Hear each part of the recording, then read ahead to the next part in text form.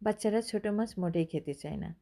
তো ছোটো মাছ দিয়ে একটা সুন্দর একটা রেসিপি তৈরি করব, যেটা বাচ্চারা মজা করেই খাবে।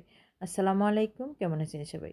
আমি কাসকি মাছ কিনে নিয়ে আসছি বাজার থেকে। নিয়ে এসে সুন্দর করে ধুয়ে পরিষ্কার করে নিয়েছি। সাথে দিয়ে দিয়েছি হলুদ, লবণ, শুকনো মরিচের গুঁড়া।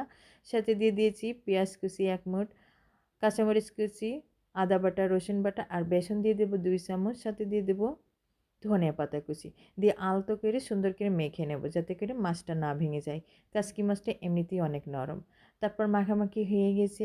এবার আমি চুলায় দিয়ে দেবো একটা প্যান। প্যানের ভিতর দিয়ে দেবো সামান্য পরিমাণ তেল। খুব বেশি তেল দিয়ে ভাজলেও হয়, ডুবো তেলে ভাজলেও হয়, আবার কম তেলে এপিট ওপিট করে ভেজে নিলেও হয়। তো আমি অল্প তেল দিয়ে লাল লাল করে সুন্দর করে ভেজে নেব। এভাবে বড়ার শেপ দিয়ে আমি অল্প আঁচে লাল লাল করে ভেজে নেব। অল্প আঁচে ভেজে নেব এই কারণেই যে ভেতরটা সুন্দর করে যাতে কুক হয়ে আসে।